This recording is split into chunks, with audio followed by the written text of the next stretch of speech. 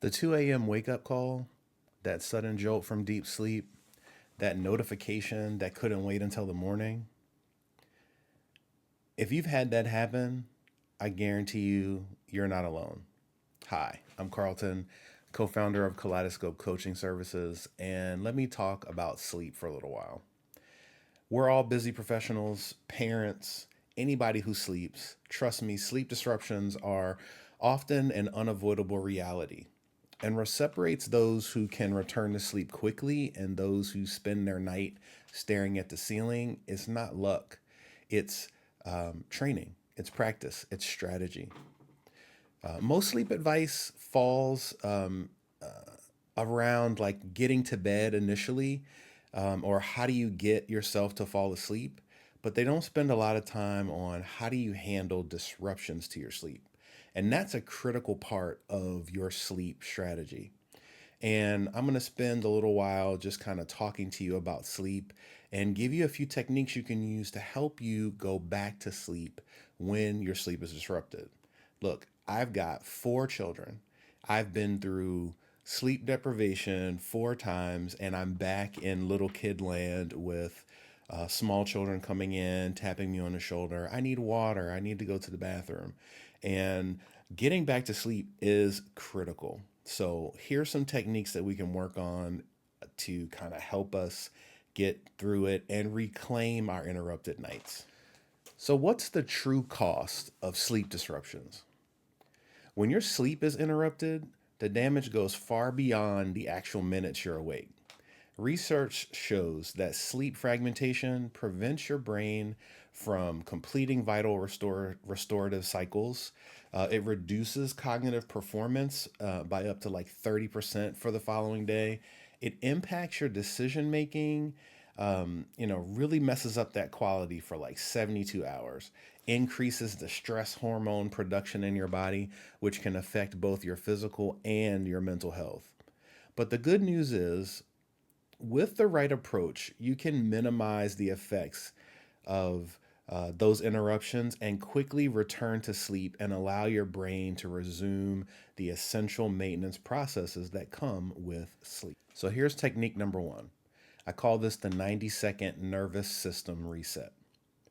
When you wake up suddenly, your sleep gets interrupted, your sympathetic nervous system, that fight or flight response, it activates immediately. It's kind of like when you get that jolt, like, oh, what's going on?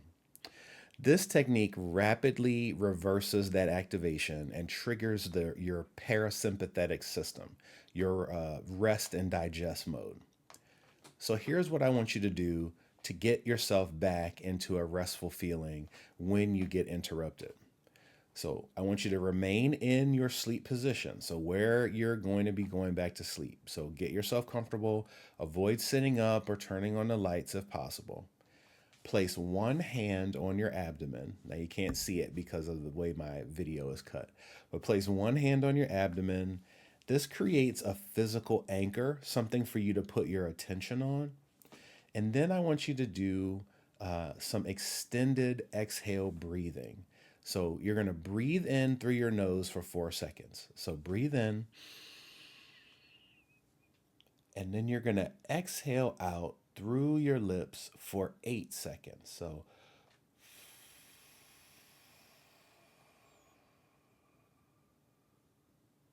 and then I want you to repeat that 6 times. That's going to get you to that 90-second in total. The entire time that you're doing this, I want you to focus on the sensation of your breath moving in and out. You'll feel it because you'll feel your hand rising and falling on your abdomen while you're breathing. Now, why does this work? That extended exhale directly activates the vagus nerve, which is the primary control mechanism for your parasympathetic system. And unlike a standard breathing techniques like a 2-1 exhale type ratio, that provides that stronger neural signal that counters the adrenaline spike of that sudden awakening. And this technique is particularly effective for awakenings caused by external stimulus. So if you hear a noise, house creaks or something's outside your window, not like Jason outside your window, but like, you hear something crunching outside, or some other environmental change. So that hopefully will help, that one technique. Technique number two, the thought pattern interruption. Many sleep disruptions persist because your brain is like caught in that analytical cycle, the problem solving mode. This technique disrupts those thought patterns through the process that we call cognitive pattern interrupt. So here's how you do it. Number one, I want you to acknowledge the thought loop. Mentally note, my brain is in problem solving mode right now. Then I want you to implement the 555 sensory shift. I identify five things you can physically touch. So, like, think if you're in your bed, think about I'm feeling my blanket, I'm feeling the texture of my sheets, I'm feeling my breath rising and falling, I'm feeling the breeze from my fan, I'm feeling the socks on my feet, or the feeling of, my partner laying next to me, whatever it is. I want you to take identify those five things. Then I want you to take five long, slow breaths, and then begin to count backward from 100 by fives. So 100, 95, 90, 85, 80, all the way down. And usually around 75, start thinking to yourself, my body knows how to sleep. I simply need to allow it. And just continue to repeat that mantra to yourself. Sleep now, solve later, with every exhale until you drift off. Now, why does this one work? This technique leverages your brain's limited processing capacity, especially when you're tired.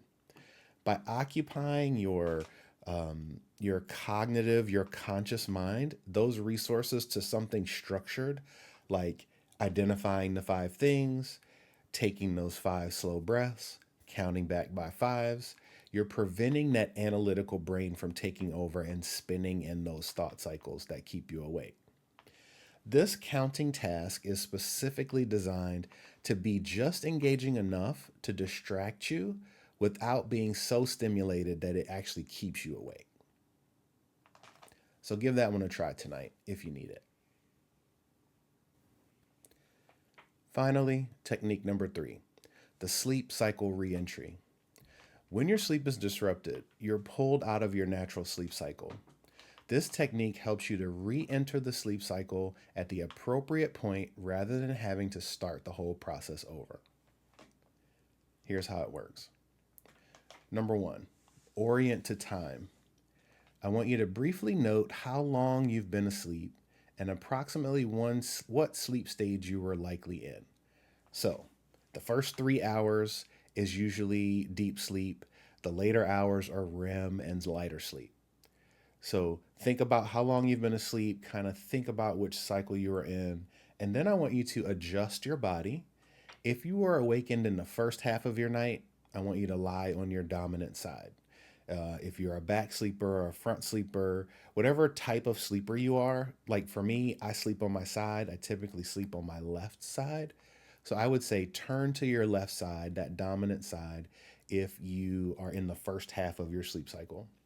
If you are awakened in the second half of your sleep cycle, then turn to your non dominant side. For me, that'd be my right side. Then, as you're laying there, on whichever side you're on, I want you to perform a body scan relaxation.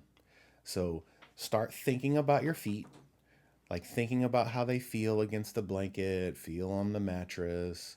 Start bringing that awareness up your body from your feet to your legs, from your legs to your torso, from your torso to your arms, your shoulders, your neck, your head.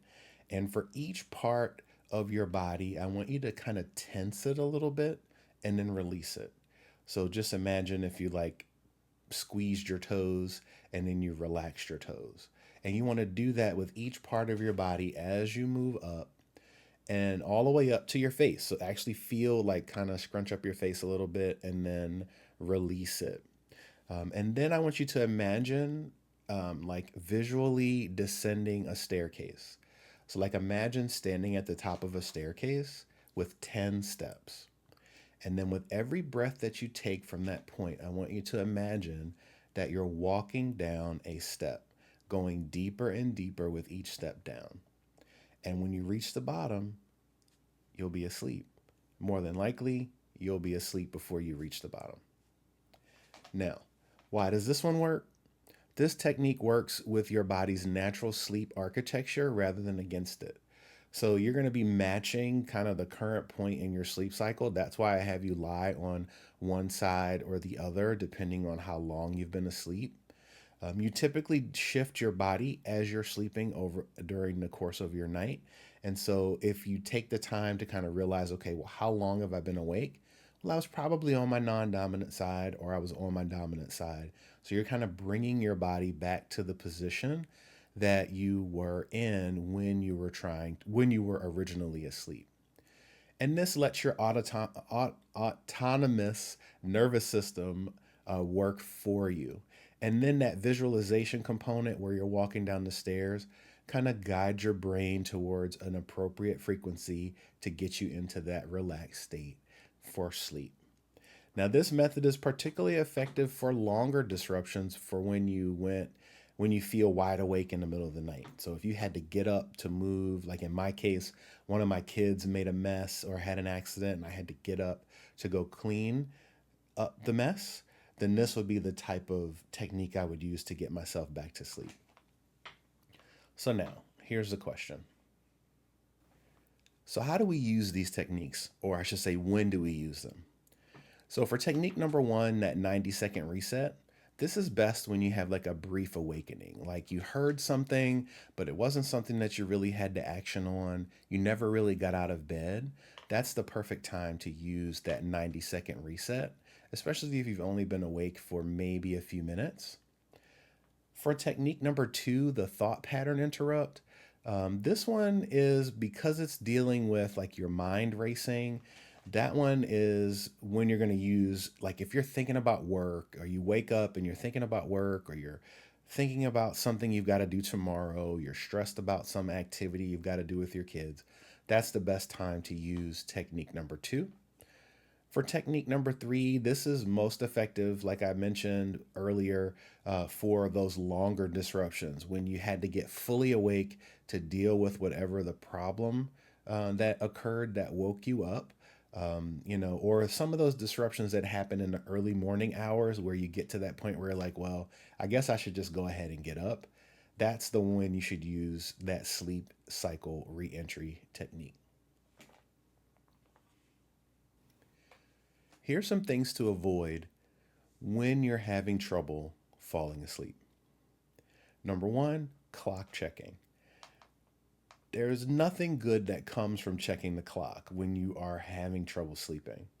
In fact, it literally is anxiety inducing and definitely makes it more difficult to return to sleep. Number two is screen exposure. Now, I know this is hard, especially in today's environment. We like to look at our phones, but studies have clearly shown that that blue light immediately hitting your eyes stops the melatonin production in your system, which is that sleep hormone that helps you fall asleep. So, if at all possible, avoid jumping on your screens if you're having trouble getting back to sleep. Another thing to avoid is problem solving. Engaging in work thinking reinforces wakefulness. Like if you start thinking about work, you start thinking about what you got to do tomorrow, you start thinking about your to do list, like you're gonna wake yourself up. So avoid problem solving at all costs. And lastly, leaving your bed. Now, this one might be unavoidable, especially for us with small children. Like, you got to get up, right?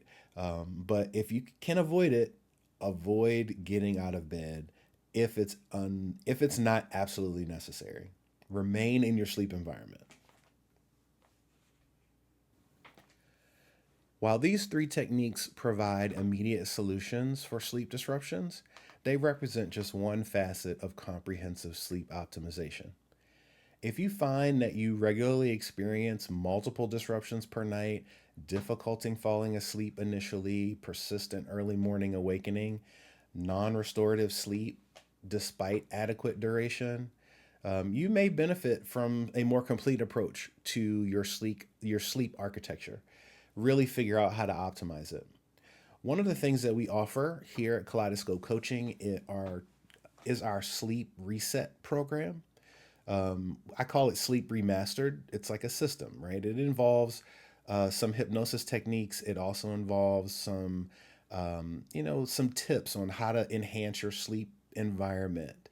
And it really does help folks with sleep. I've had several clients who've used, whether they've used the more comprehensive one that includes like the full implementation guide, or just having the audio version where you've got some sleep hypnosis sessions to listen to each night, and even some that help with those interruptions. So I've woken up, my kids woke me up, I got them back into bed, but now I'm having trouble getting back to sleep. I've got a return to sleep protocol hypnosis session. Each one of those programs is very beneficial to folks that have had trouble sleeping in the past. Particularly, I've had family members who always had trouble getting back to sleep if they were interrupted, and they use this program, and it's definitely made a significant change in their sleep hygiene. So, if that can help you, feel free to leave a comment below.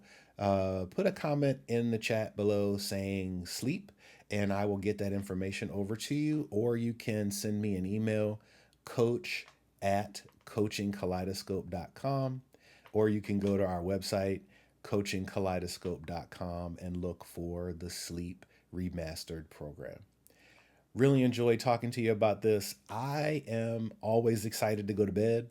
So hopefully, this is something that you can utilize in your day to day life, and that this will help you get back to sleep. Again, this is Carlton. Hope you have a great night. Sleep well.